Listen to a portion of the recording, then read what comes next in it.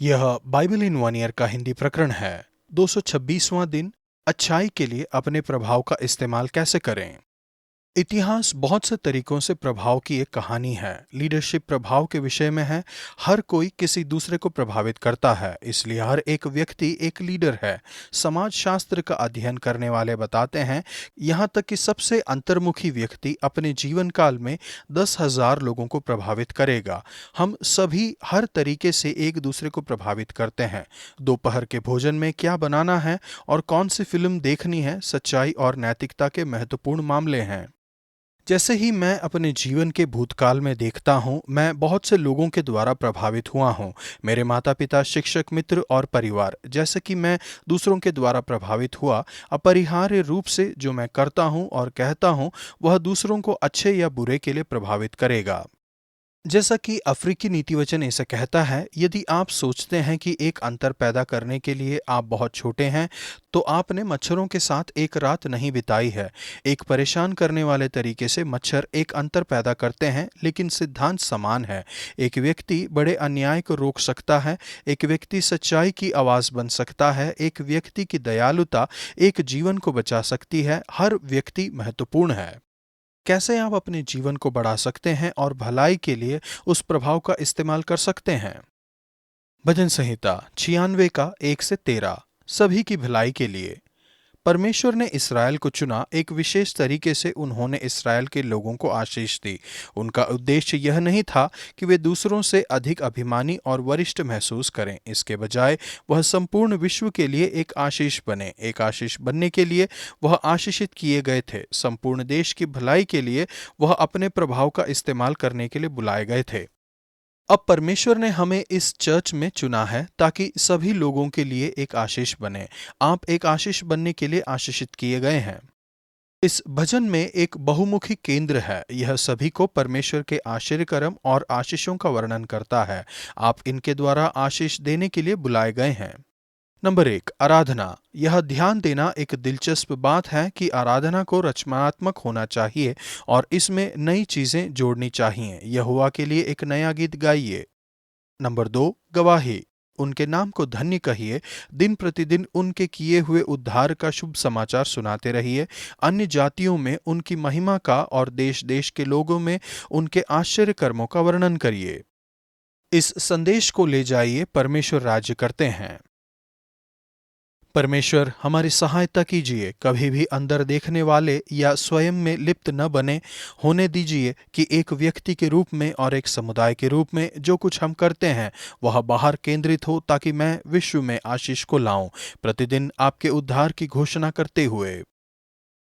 नया नियम 1 कुरिन्थियों 9 का 1 से 18। अच्छे समाचार को फैलाने के लिए पौलुस गहराई से अपने प्रभाव के प्रति सचेत हैं। एक मसीह के रूप में और विशेष रूप से एक प्रेरित के रूप में वह पूरी तरह से दृढ़ संकल्पित हैं कि अच्छाई के लिए अपने प्रभाव को बढ़ाएं और हर उस वस्तु को दूर करें जो मसीह के सुसमाचार में बाधा डालती है। ऐसा लगता है कि अविवाहित रहने के लिए अपनी बुलाहट को वह एक तरीके से रूप में देखते हैं जिससे वह अपने प्रभाव को बढ़ा सकते हैं। वह नहीं बता रहे हैं कि विवाह के साथ कुछ गलत बात है। ऐसा दिखाई देता है कि दूसरे प्रेरित, प्रभु के भाई और कैफा सभी विवाहित थे। अपने प्रभाव को बढ़ाने के लिए दूसरा तरीका जो वह खोजते हैं वह है दूसरी नौकरी करना, जीविका जीने के लिए काम करना। वह यह बताने में उत्साहित हैं कि उन्हें यह करने की आवश्यकता नहीं है। प्रभु ने भी ठहराया कि जो लोग सुसमाचार सुनाते हैं उनकी जीविका सुसमाचार से हो, या जैसा कि यूजीन पीटरसन अनुवाद करते हैं, जो संदेश को फैलाते हैं उनकी मदद वे लोग करें जो संदेश पर विश्वास करते हैं। दूसरे शब्दों में, मसीह के रूप में हमें आर्थिक रूप से उन लोगों की मदद करनी चाहिए जो पूरे समय सुसमाचार का प्रचार करते हैं। पौलुस कहते हैं कि यद्यपि उनके पास यह अधिकार था, उन्होंने इसका इस्तेमाल नहीं किया, परंतु हम यह अधिकार काम में नहीं लाए, परंतु सब कुछ सहते हैं कि हमारे द्वारा मसीह के सुसमाचार में कुछ रुकावट ना हो। पौलुस पूरी तरह से सुसमाचार का प्रचार करने के विषय में उत्साहित हैं। वह नहीं चाहते हैं कि कोई भी चीज़ इसके अधिक प्रभाव में रुकावट डाले, इसलिए वह अपने किसी अधिकार का इस्तेमाल नहीं करते हैं। उनका मिशन सर्वोच्च है, वह प्रचार करने के लिए विवश हैं। वह लिखते हैं, हाय मुझ पर यदि मैं सुसमाचार का प्रचार न करूं। वह सरलतापूर्वक एक बाध्यता को बताते हैं जो वह महसूस करते हैं। वह सबसे अधिक यह चाहते हैं कि लोग मुक्त रूप से सुसमाचार को सुन पाएं। मुक्त रूप से सुसमाचार का प्रचार करने के अवसर से वंचित रहने के बजाय वह मरना पसंद करेंगे, क्योंकि इससे तो मेरा मरना ही भला है कि कोई मेरे घमंड को व्यर्थ ठहराए। यही कारण है कि क्यों हम निर्धारित करते हैं कि अल्फा करने के लिए किसी को भी दाम चुकाना न पड़े। यही कारण है कि हमें हर उस प्रयास को रोकना है जो हमें मेहमानों से पैसे लेने के लिए राजी करने की कोशिश करती है, जैसे कि ये अल्फा समाप्त करते हैं। हम नहीं चाहते हैं कि लोग सुसमाचार सुनने की सुविधा के लिए सीधे या किसी माध्यम से दाम चुकाएं। पौलुस कहते हैं, मैं इसके बजाय मरना पसंद करूंगा। मुझे याद है जब बिली ग्राहम 1989 में लंदन में सुसमाचार प्रचार करने के लिए आए, एक बार यह सलाह दी गई कि टिकट व्यर्थ न जाएं, इसके लिए इसे एक मामूली कीमत ₹1 में बेचा जाए। सलाह को अस्वीकार कर दिया गया। बिली ग्राहम ने दृढ़ संकल्प लिया था कि वह हमेशा मुफ्त रूप से सुसमाचार का प्रचार करेंगे। परमेश्वर हमारी सहायता कीजिए कि हम हमेशा प्रेरित पौलुस के उदाहरण पर चलें और सुसमाचार के प्रभाव को अत्यधिक बढ़ाएं, इसे मुक्त रूप से उपलब्ध करने के द्वारा और मसीह के सुसमाचार में रुकावट डालने वाली हर चीज को दूर करने के द्वारा। पुराना नियम सभोपदेशक 9 का 13 से 12 के 14 तक अच्छे बीजों को बोने के लिए। सुलेमान प्रभाव की सामर्थ्य को अच्छी तरह से जानते हैं। यह प्रभाव अच्छाई या बुराई के लिए हो सकता है। एक बुद्धिमान व्यक्ति एक शहर को बचा सकता है, दूसरी ओर एक पापी बहुत अच्छाई को नष्ट करता है। हिटलर, स्टालिन और पॉल पॉट इस सिद्धांत के स्पष्ट उदाहरण हैं। एक मनुष्य बुराई के लिए अपने प्रभाव का इस्तेमाल कर सकता है और बड़ी हानि पहुंचा सकता है, लेकिन प्रभाव को इनकी तरह अत्याचारी होने की आवश्यकता नहीं है ताकि बुरा प्रभाव डाले। मरी हुई मक्खियों के कारण गंदी का तेल सड़ने और बांसने लगता है और थोड़ी सी मूर्खता बुद्धि और प्रतिष्ठा को घटा देती है। यदि एक मरी हुई मक्खी बुरा प्रभाव बना सकती है, एक कम प्रभाव वाला मनुष्य बुराई या अच्छाई के लिए एक प्रभाव बना सकता है। हम सभी मरहम में मक्खी बन सकते हैं। लेखक इस बारे में बहुत कुछ बताते हैं कि एक अच्छा प्रभाव कैसे बनना है, इसके बजाय कि बुरा प्रभाव कैसे बनना है। नंबर 1, अपने शब्दों पर ध्यान दें। सुलेमान हमें याद दिलाते हैं कि बुद्धिमान के मुंह से वचन अनुग्रही होते हैं।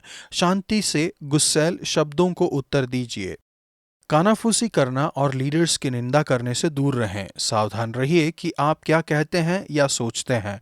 राजा को मन में भी शाप न देना, न धनवान को अपने शायन की कोठरी में शाप देना, क्योंकि कोई आकाश का पक्षी तेरी वाणी को ले जाएगा और कोई उड़ने वाला जंतु उस बात को प्रकट कर देगा।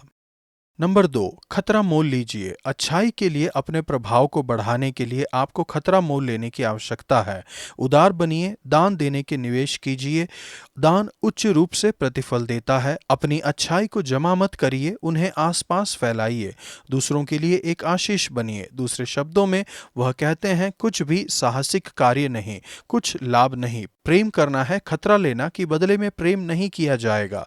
कोशिश करना असफलता का खतरा मोल लेना है, लेकिन खतरा अवश्य ही लिया जाना चाहिए, क्योंकि जीवन में सबसे बड़ा खतरा है कुछ खतरा न लेना। यदि हम अति सावधान हैं तो कभी भी कुछ प्राप्त नहीं करेंगे। जो वायु को ताकता रहेगा वह बीज बोने न पाएगा, और जो बादलों को देखता रहेगा वह लवने न पाएगा। हम इस सिद्धांत को चर्च को रोपने में लगा सकते हैं। इसमें खतरा और दृढ़ संकल्पी की आवश्यकता होगी। हमें जीते ना जा सकने वाले अवरोधों से नहीं डरना चाहिए। हमें हवा और बादलों के कारण हार नहीं माननी चाहिए। नंबर 3, अपने प्रयासों को फैलाइए। अपने प्रभाव को बढ़ाने के लिए आपको अपने जीवन में विभिन्न अवसरों को लगातार बदलने की आवश्यकता है। भोर को अपना बीज बो और सांझ को भी अपना हाथ ना रोक, क्योंकि तू नहीं जानता कि कौन सफल होगा। अपने सभी अंडों को एक टोकरी में मत रखिए, चारों ओर से आगे बढ़िए और हर अवसर का लाभ उठाइए। यही कारण है कि एक चर्च के रूप में हम हर दिशा में बीजों को बोने की कोशिश करते हैं। आराधना, प्रार्थना, लीडरशिप, चेला बनाना, सिद्धांतवादी प्रशिक्षण, सामाजिक बदलाव, सुसमाचार प्रचार, बंदीगृह, गरीबों और पीड़ितों के लिए कार्य के द्वारा। नंबर 4, अपने अवसरों को लीजिए। जीवन थोड़े समय का है, आपके अवसर सीमित हैं। यदि मनुष्य बहुत वर्ष जीवित रहे तो वह सभी में आनंदित रहे। हे जवान, अपनी जवानी में आनंद कर। पुस्तक अंत में इसकी सभी खोज और प्रश्न के निष्कर्ष के साथ समाप्त होती है। जीवन का अर्थ परमेश्वर के साथ अपने संबंध में शामिल है। उनका सम्मान कीजिए और उनकी आज्ञाओं को मानिए। हर व्यक्ति के लिए यह पूर्ण कर्तव्य है। परमेश्वर, मेरी सहायता कीजिए कि आपका सम्मान करूं और आपकी आज्ञाओं को मानूं। मेरी सहायता कीजिए कि अच्छाई के लिए आपके प्रभाव का इस्तेमाल करूं और ना कि बुराई के लिए। मेरी सहायता कीजिए कि हर अवसर का लाभ लूं जिसे आपने मेरे सामने रखा है। सबोपदेशक 12 का 12। बहुत पुस्तकों की रचना का अंत नहीं होता और बहुत पढ़ना देह को थका देता है। यह एक भविष्यवाणी का कथन है। क्या सुलेमान जानते थे कि सालों से हर विषय पर कितनी पुस्तकें लिखी जाएंगी? बहुत सी सुंदर, उत्साहित करने वाली पुस्तकें हैं, लेकिन बहुत सी दूसरी भी हैं। बहुत सालों पहले मुझे थोड़ी सहानुभूति महसूस हुई जब वह हमारे एक बच्चे की सहायता कर रही थी घर पर किताब को पढ़ने में। उन्होंने कहा, मुझे किताबें पसंद नहीं, उनमें शब्द होते हैं। आज का वचन, अपने मन से खेद और अपनी देह से दुख दूर कर, क्योंकि लड़कपन और जवानी दोनों व्यर्थ हैं। सबोपदेशक 11 का 10।